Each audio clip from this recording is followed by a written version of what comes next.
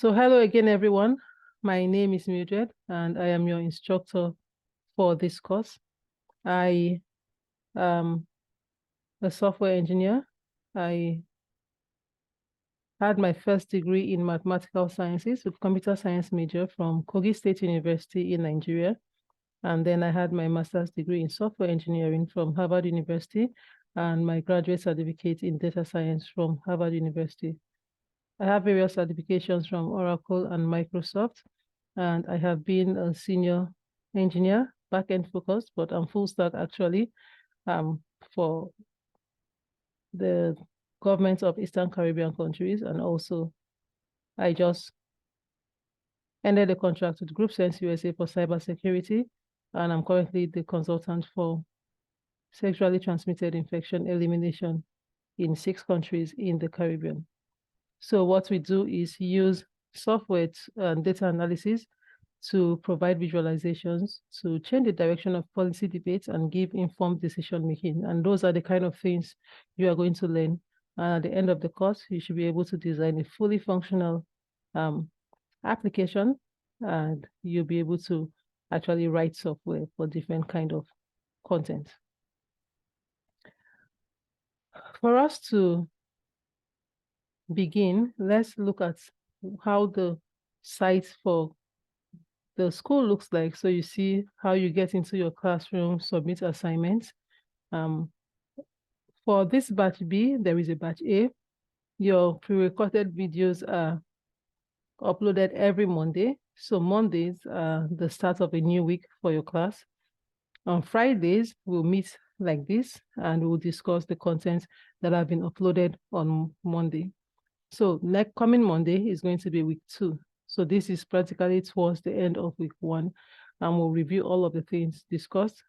And assignment due dates are 2 weeks from the day that it is given. Sometimes we extend deadlines in the events that we have not covered certain topics in the assignment.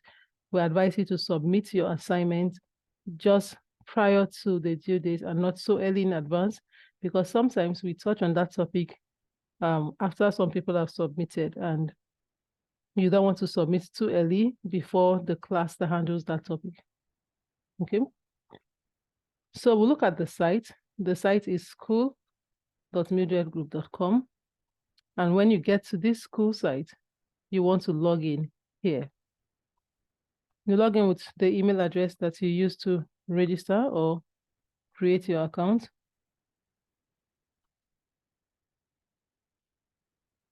And then the password that you set when you created your account.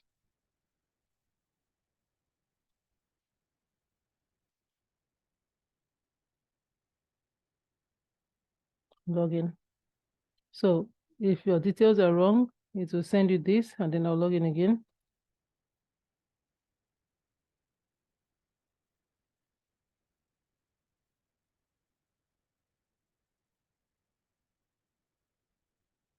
And then you are welcome to the home page. Now, the student's homepage is general for every student, regardless of your class. What will be different is your enrollment. This will show all of the courses you've been enrolled in, your enrollment status, your payment status, and then the completion status if you completed the course, if the course is currently in progress, or if you were withdrawn from the course. And then on the far right, you're going to get your outline for all the courses that you've already studied. So you can search for your course. If the calendar has been released, you'll find it here. But if it doesn't exist, you won't find it there. So you can see the dates and the activities and where they are due for your class. For this class is WebDev02. Your batch is 24B. So you are the second batch for the year of this course. So you make sure that you take note of your course code for you to make reference to when you make submissions. Once you're on the home page, you see this information. This is not the information you need. You need to come to registered courses classrooms. Expand that, expand the classroom submenu, and look for your course code, which is WebDev02-24B. Once you're here, you see all the announcements that have been created. Announcements expire every 1 week, except if it's an announcement that should stay for a while. we let it expire so you can see the most recent announcements on the left side of the top. And then there's a class information that gives you the information about the class, the instructor, and anything you need to know about what the course is going to discuss. So this particular course is divided into 3 parts. In part 1, we'll discuss relational database and MySQL from weeks 1 to 7. And then in part 2, we are going to look at Python from the beginners to professional level. And in part 3, we are going to tie this up together to create a fully functional web application, combining the skills we learned with Python and MySQL. And then we'll do a little bit of front end where we learn how to create HTML forms and use this to collect information that we want to process using Python and send to the database using MySQL. So what we are going to develop as our class project is going to be an infectious disease data collection portal where we record information, or we use different forms to be able to create a system. We'll start with a login register system and create patient profile and be able to record information about these patients. We'll do that together in the class, and then you'll be required to select a topic from either databases or full web application using Python to create your own final project of your choice that will be displayed at the end of the course. We have 13 practical assignments. For these assignments will take 40% of your total grade. We have 3 MCQ quizzes. Each of them take 10% of your grade. At the end of each part, you will have a quiz. The quiz are MCQs, and they will test your theoretical understanding of the materials. And then we'll have a final examination, which will take 10% of your total score, and a final project, which will take 20% of your total score. Okay? When you scroll down, you will see a table here that just gives you all of the upcoming and currently opened activities. Here we have week 1, lesson 1, 2, and 3, which started on the 8th of April and it will end on the 14th of April. Sunday midnight, which is going to be Monday morning, where we'll have week 2 display here. Then we'll have another activity, which is the first assignment, which will be due on the 22nd of April. So you can use this to give you an idea of what has been uploaded, what is upcoming, what is currently open, and the day it ends. On the right of this, you have resources. Now, this is where we upload additional notes. If we have handouts for you for the week, you download them from here. So all the time you check this resource, if there's anything new for you to download. We have the first resource, which guides you on the installations that you need for week 1. And when you click on open file, it is going to display the file that you need and the directions for your installation, which we require everybody to do. When you scroll down, you will see lessons. Lessons has the pre-recorded videos. When you click on each of the description, it will give you the video that you can click to play and you watch the pre-recorded video. Basically, you are required to watch these videos before you come for the live class. They are available on Mondays and the classes are on Fridays for you to be able to ask questions and get deeper insights during the live class. Okay, but what we'll be discussing in the live class is basically expanding on your understanding on the videos that were uploaded. So we have different number of lessons for each week. We also have them on YouTube. So every week this disappears. These lessons will disappear for the new week lesson to be displayed. So this part of the page where lessons are will only show you the current videos. This is where you can easily download for by clicking on this and click on download to download the videos. If you have internet connectivity issues and you want to download the videos so that you can watch at any time. When these videos are expired and you don't have them downloaded, you can watch the same videos on YouTube, which is here. Just click on the link and the topic is week 1, lesson 1, which is exactly the same video here, but this time is on YouTube for you to be able to watch at any time. Now, the videos on YouTube are not as heavy as these other videos here. So if you have access to download via YouTube, you might prefer to download there to save your data or your usage, okay? And then on the right side of these lessons, we have the assignments. And when you click on view file, it will download the assignment file. The submission instructions are always here for you to read and know how to submit the file. Also, we have a video on YouTube, which is displayed here for you to watch to get an overview of the site. Okay. So assignments have hard due dates and hard deadline. You want to be able to meet up, start early, book a one-on-one class. So every student is entitled to 30-minute one-on-one class. Basically, you join the WhatsApp group, contact Edmond on the group to give you a time slot. You log on via Zoom, and he will go through your difficulties with you in a one-on-one session, just like this, but you'll be the only one with Edmond teaching you what you do not understand. One-on-one is not to babysit you through your assignments, but it's to answer questions of the difficulties. So you come with what you have done and what you don't understand for him to expand on your knowledge or guide you through difficulties. So you want to book early, not towards the deadline. You are entitled to 30 minutes every week. So you can decide you want to have a permanent spot for weekly one-on-ones and contact Edmond for your time slots for your one-on-one. Okay. On this right side, we have things like course catalog, where you can see all of the courses that are presently open. We have a normal school structure, and so we don't have courses open randomly. We have them open in organized fashion. We have a normal school classroom structure. You don't work at your pace here. We work as in the classroom in a batch, and everybody gets the same assignment, the same work, start at the same time, graduate at the same time. At the end of the 30 weeks, you're going to earn a certificate. And if your project is good, it's going to be displayed on the gallery of the school when you create a video for others to see what you have done. Also, you can actually display that on your GitHub later on for other employers to see what you can do. If you want to register for other courses, you come here to see. Currently, there are no courses open for registration. You will click on register. If you find a registered course, a course with a register button enabled for you to register when we have any new course open for registration. We open new courses quarterly, and we're about to open a set of new courses.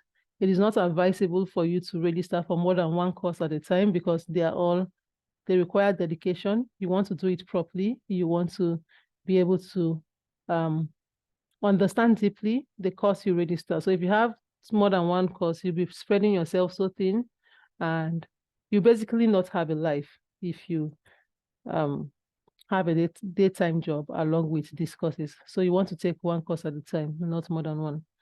The course is free for the first 5 weeks, which means that we want you to evaluate the course. For 5 weeks, you have access to everything for the first 5 weeks. See if it is the right course for you. See if you can cope. And then we send invoices to everybody after week 5 for you to pay to continue to week 30. So we're all in the evaluation period for you to evaluate. And the reason for that is most of the time people want to come into IT. There's a whole misconception about the IT world. So we want you to evaluate without any financial commitment, to be able to explore, to know what fits you, what you really want, because some people will think this is what they want. When they start, they realize, no, this is not the exact course. They try other paths, if it's front end or back end, full stack, any course open, to see where really is, where the passion lies. And if not, after week 5, you don't need to do anything. The system automatically unregister you if you are not interested in going further. But in the first 3 weeks, we are the ones who evaluate you. So we look at your assignment submissions. If you're not able to cope or have not submitted any assignments for the first 3 weeks, we will unregister you even before week 5. The reason is anybody who falls behind, even for 2 weeks, will not be able to cope. And so as much as we don't want to waste your time, we also don't want you to waste our time. And so we have that structure of unregistering students after 3 consecutive weeks of non-participation, which means after 3 weeks of not submitting assignments, the system won't register you from the course. You're welcome to join other batches in the future if you get busy along the line. We do this on registration. We register students before the payment time. We don't want you to pay for what you will not be able to cope on. So it's only students who are left after our batch of on registration that will be given invoices to pay to get to the end any certificate. Usually we have open jobs and internship positions within the school. We have the second batch of interns starting on Monday. Internship positions are paid. Basically, we want you to go into real world projects and participate in real world projects to see what the industry is like. It is high impact, fast running. We meet every evening, 3:30 to 5:30 to teach interns, and they are paid for it, and put them on projects and assignments to see what the software world and the real industry is like outside of what they are learning in school. So once they're open internship positions, you will see the conditions and it will be there. Basically, everybody has an opportunity to apply based on the conditions. You must be in good standing to be able to apply for internships, paid internship positions.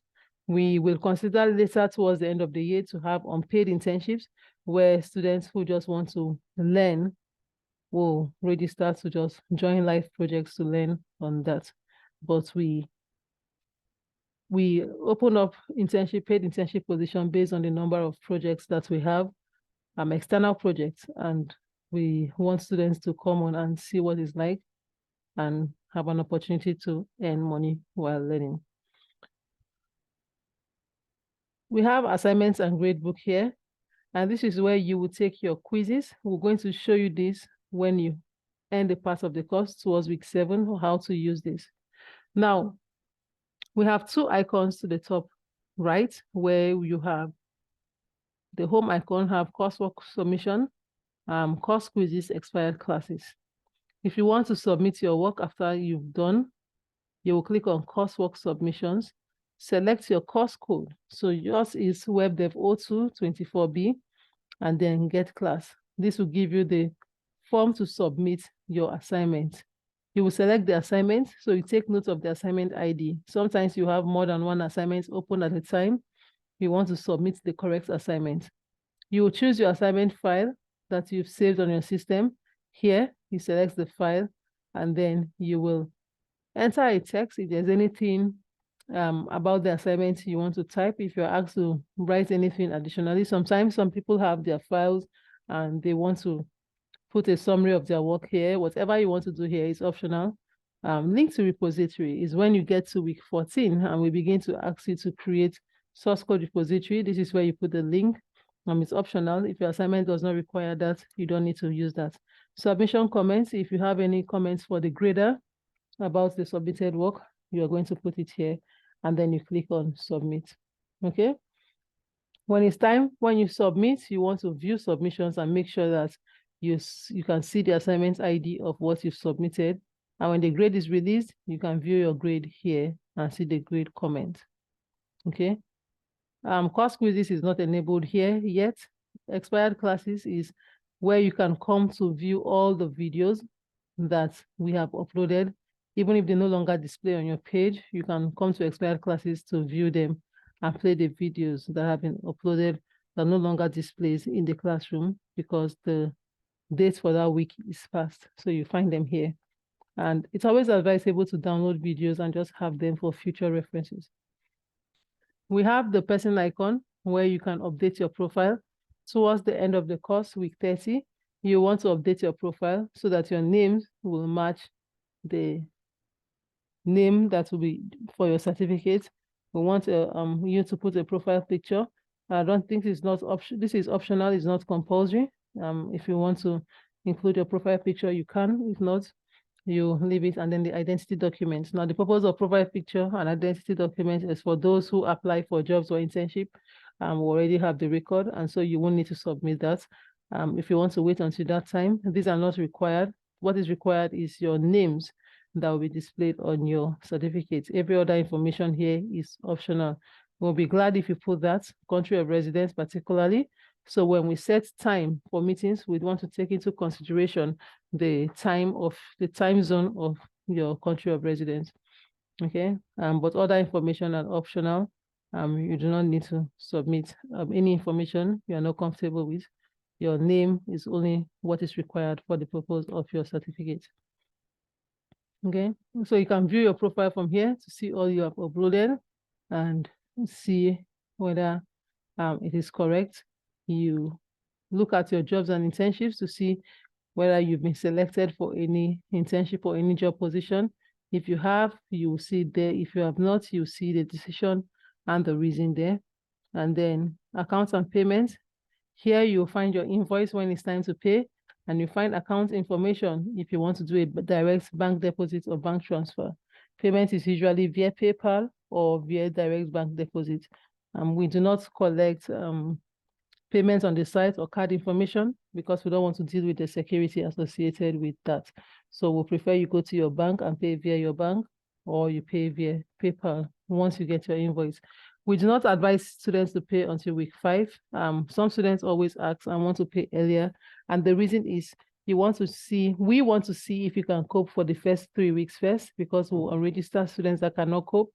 Payments are non-refundable. And so we'll ask you to wait until those evaluations are done before you make any payments. Okay. So advisably, you want to wait until you've crossed week 3 for the earliest, and the latest for payment is 1 week after the invoice is released by week 5. All right. So anybody has questions before we go into the topic for week 1?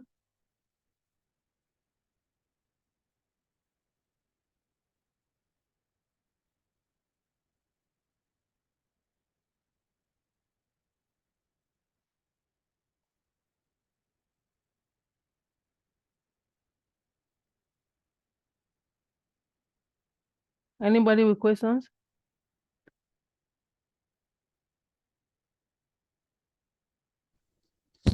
Hello. Yes, hello.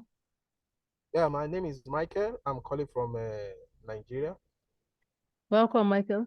Yeah, the question is for the payment. I want to ask, uh, aside the details that was listed here, can one also make payment maybe through PayPal or something? Because sometimes going to the bank here, could be very tedious.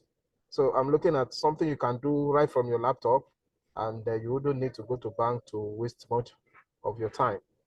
So is there any provision for that if someone is going to continue after week 5? That's my question.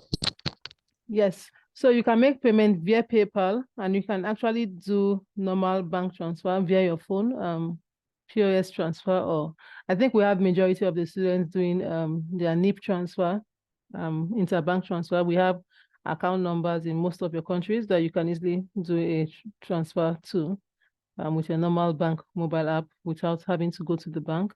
Whichever method is comfortable for you, but basically we do not collect your card information on the site. So when you want, the only third party we approve is PayPal. And I know that you can't use PayPal from Nigeria to make payments online. So it will have to be via bank transfer, bank deposit, or wire transfer. So you choose which is more convenient for you at that time.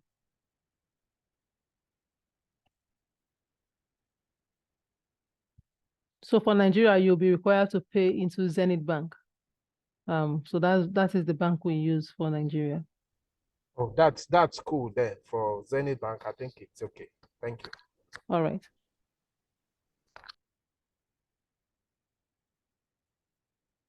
Any other person with question?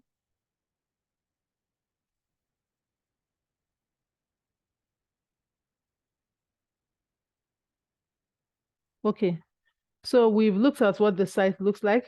Your course resource holds your installation guide for what we're going to use. And when you're going to use MySQL Workbench, all the pre-recorded videos will be with MySQL Workbench, but I'll be doing the live classes with PHP MyAdmin. And the reason is some people have difficulties installing MySQL Workbench, and we want people to have an alternative And since the pre-recorded video already has the directions with MySQL Workbench, I'll be doing the live classes with PHPMyAdmin. It's the same SQL queries we have to write. The platform is just different. So I want you to go in through the course resource and download the installation guide and make your installations if you've not done the installation for this week yet. For those who are going to be using PHPMyAdmin, there is no installation guide for that, so I'll just show you what to do to get there. So you go to, just search XAMPP installation.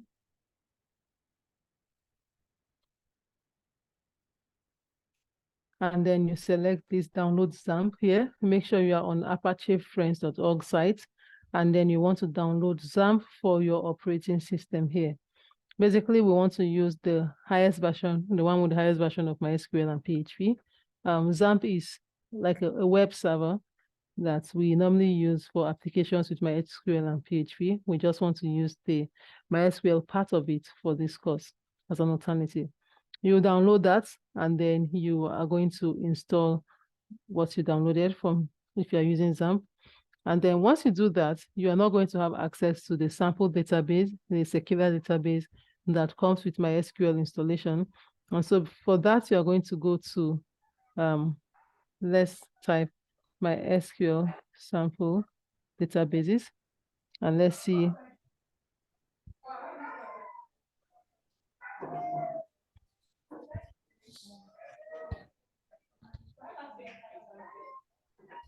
So let's see whether we get that.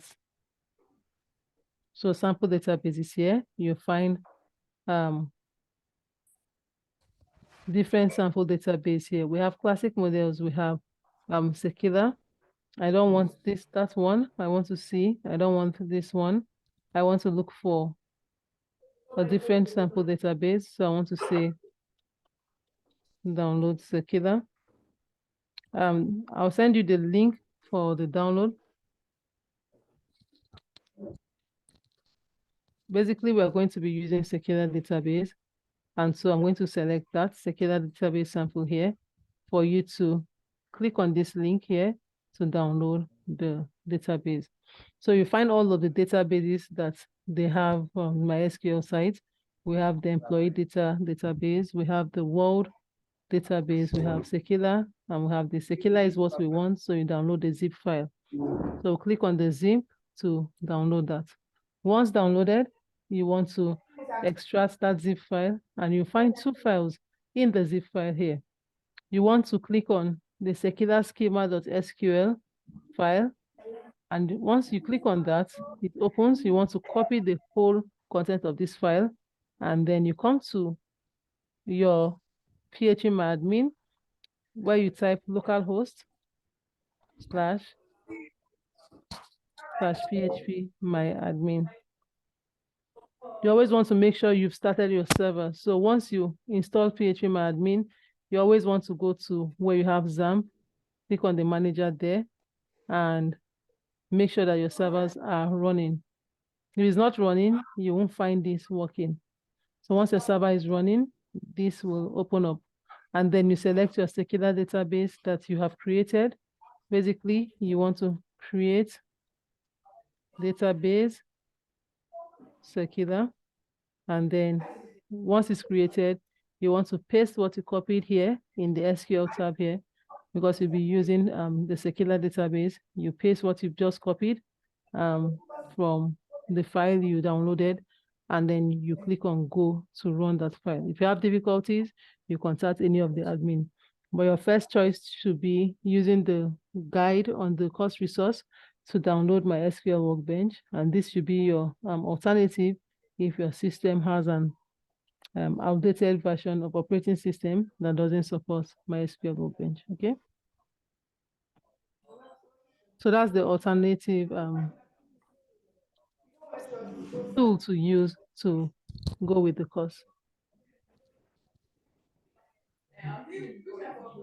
All right, so for those who have already downloaded everything and you've watched the pre-recorded video, if you haven't watched the video yet, we're going to touch on everything in that video before we end this class. And then you are advised to watch the video, because sometimes the information we give in the live class is different from the video, so you have more examples to work with. So this course is about MySQL and Python. Basically, MySQL is a relational database management system that we use to store relational database. And when we say something is relational, is when we group related data together in tables and we put information in rows and columns within the table. Okay? And the database management system, MySQL, holds a database. The database holds the tables, and the tables holds rows and columns of information. Apart from tables, we have things like views and stored procedures that we're going to look at later on in the course. So when we talk about SQL, the S stands for structured, Q query, and L language. And it is the standardized language, we can call it standardized language, that we use to access databases that are SQL based. Okay? Okay. Please, can you all mute your mics?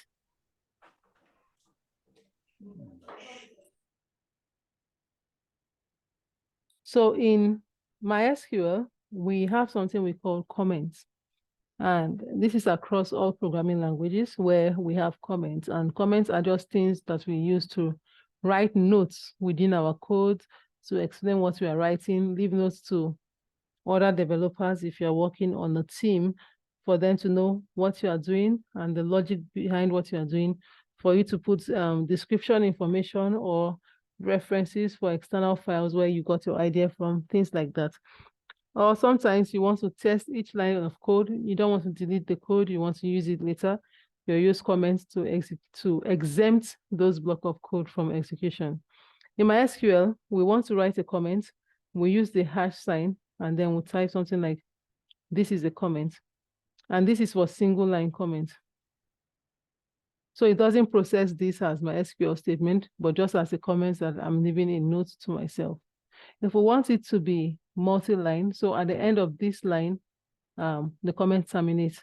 But if we want to write a whole large comment or note, we use / and asterisk, and then we end with asterisk and / to end the comments. And then we'll write multi-line text here as much as possible until we meet the end of that comment. So remember that you want to comment your code severally when we are working. Another way to write comment is when you use 3- and then you write your comment there, like you see in a lot of files where we have a lot of details to be written like this. So they use 2 dashes like this, and you find it here, something like this, and these are all comments from MySQL. So when you write comments, it is going to be read like this. So these are how you write comments. All of these are not part of the code you're writing, but it's just like you're writing notes or explaining what you're writing. You do that within comment. So we have a database called Secular.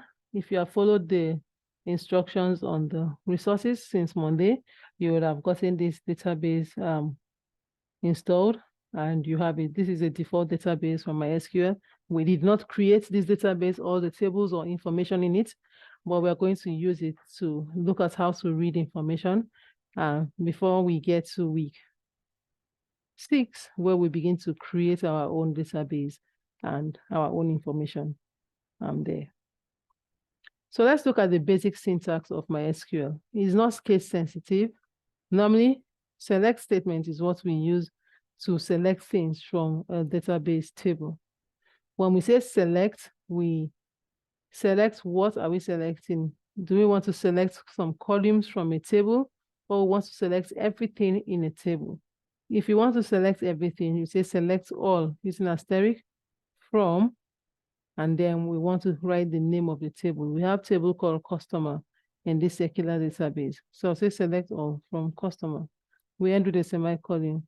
We say go. It gives us all the information in the customer table. So this is a basic syntax of MySQL. We're not going to go deeply into how to write different queries today. We're just introducing MySQL, the installation, and the syntax. And next week, we're going to go deeply into using all of this to query database in different ways and get information in different ways. Okay. So anytime you want to write a query, you want to first of all select the database you are using if it's not already selected. Mine, PHP-MyAdmin, works different from MySQL Workbench, where you have to specify use the name of the database you are using before you start writing your queries there.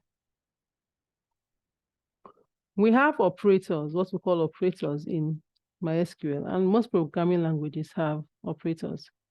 And these operators are used to perform different operations. We have the plus sign.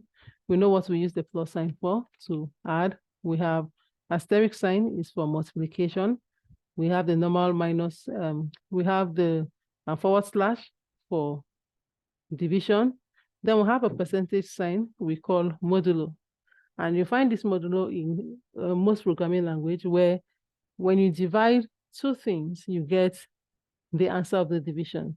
But when you use modulo, let's say 5 modulo 2, like this, what you get is, I'll use select 5 modulo 2, and what you get is not going to be 5 divided by 2, but the remainder of 5 divided by 2. So modulo gives you the remainder of division operations, and it gives us 1, because when you divide 5 by 2, you get 2 remainder 1, but when you use modulo, you're asking for the remainder of the division operation. Okay? So when you divide 5 by 2, it will give you 2 remainder 1. Modulo gives you just the remainder of the division. We have equal to sign, and when we use equal to here, in MySQL, we want to see if something is equal to something, is to test for equality. We use greater than sign, less than sign, and then we use less than or equal to, greater than or equal to. If you refer to your lesson resource, you're going to see the different operators we are going to use. We have things like and, when we want to compare two things and we want to make sure that both of them are meeting the requirement.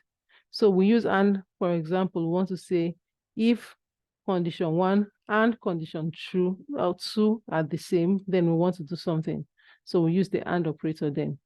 When we say and, it means both conditions must be true. We can use or, which means any of the conditions that is listed must be true. We use any, we use between, and we use exist, we use in, we use like, and we're going to look at how we use all of these operators as we go along in writing queries. Okay. So this is basically the syntax of MySQL. We write select statements to select everything from a table. So what I want you to do is to go through your installation guide, make sure you get your installation sorted before Monday, where we start week 2. If you have difficulties, join the WhatsApp group. Make sure you contact any of the admins on the group to guide you through. You want to contact us early to make sure you are all set up for next week's live class, because we'll be working with the assumption that you have your system set up and you're able to follow through with the work we are doing. After you get it working, I want you to explore the tables in the database, and the tables are the actor. So you can do show tables command to show you all the tables that we have you're using MySQL Workbench. It will give you the names of all the tables. We have the actor table, actor info. I want you to explore the columns that each of these tables have. Get yourself familiar with the kind of information they hold before our next class. It will help you a great deal in understanding. And how you're going to do that is to come here and you want to say, select all from, the first table is actor.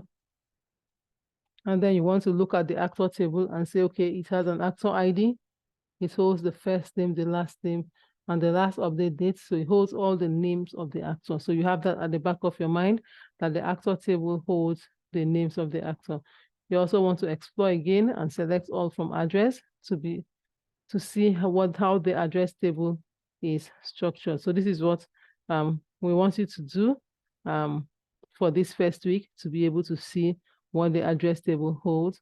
It holds the address, district, city ID, and postal code, phone, and last update. But then we do not know whose address this holds. It's just an address table that holds addresses and links the addresses to cities and postal codes and telephone number. And so we want to know who what this address is all about. And when we explore all the tables, we'll see where the addresses are referenced as foreign keys, and then we'll begin to know what the addresses are used for. You do the same thing with the category table, the city table, and you follow them one after the other to explore the data that they hold. Okay, anybody has questions before we end today's lesson? Next week, we're going to go deep into writing queries. Make sure you get all your installation done, follow the live, the pre-recorded lessons and the topics that have been discussed, and practice that code so that you'll be ready to fly next week. So any question?